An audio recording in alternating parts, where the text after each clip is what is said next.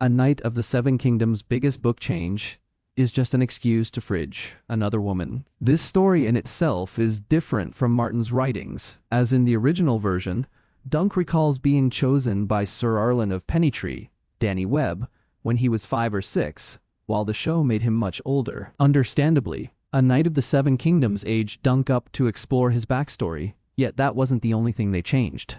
The series also made Rafe a girl, which is not the case in the original version. Perhaps this is HBO's attempt at diversity or equality, but changing Rafe's gender is their worst choice, as they only end up fridging her and highlighting the series' problematic treatment of female characters. Rafe doesn't play a large part in Martin's stories, giving A Knight of the Seven Kingdoms the chance to expand the character without fear of contradicting the source material. In fact, Dunk gives very little information about his childhood friends. Rafe is named in the third novella, The Mystery Knight, where Dunk remembers being a little monster with 3 friends, Ferret, Pudding, and Rafe, as a decapitated head reminds him of their antics. Meanwhile, the series, which is still in the first story, shows Dunk's life with Rafe in greater detail by taking the audience back to the end of the Blackfire Rebellion. In A Knight of the Seven Kingdoms, 2 of his friends are only referenced in passing, while Rafe is shown to be Dunk's constant companion. Together, they save money to leave Westeros, and Dunk even tells her he loves her, though it seems to be more familial than romantic.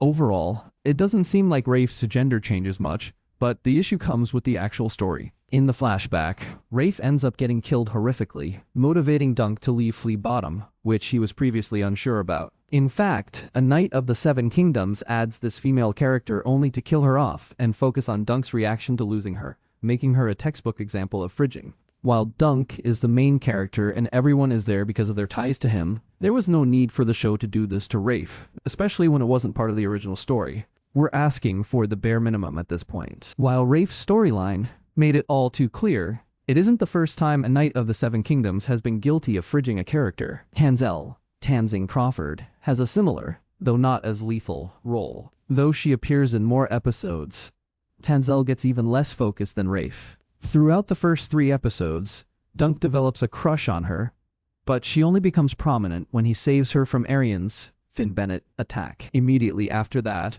the focus shifts to the trial while Tanselle and her fellow puppeteers quietly leave the tourney, effectively writing the only notable female character off the show. Besides Tanselle, there are next to no women in the story. Red, Roan Robinson, whom Dunk met early on, appears a few times, and occasionally, there is a glimpse of Gwyn Ashford, Kara Harris, the young girl who has been sidelined from her own birthday celebration, yet neither has a particularly notable role, making the female representation lacking. This is especially disappointing because Game of Thrones and House of the Dragon do a decent job of including several complex female characters, proving that the franchise is capable of creating meaningful roles for women despite the common failings of fantasy media. Fortunately, A Knight of the Seven Kingdoms Season 2 has the chance to do better as Lady Rohan Weber plays a significant part in the second novella. Yet, when it comes to the series' attempt to fill a void with Rafe, the gender swap only made the female representation worse. A Knight of the Seven Kingdoms is streaming on HBO Max with new episodes on Sundays.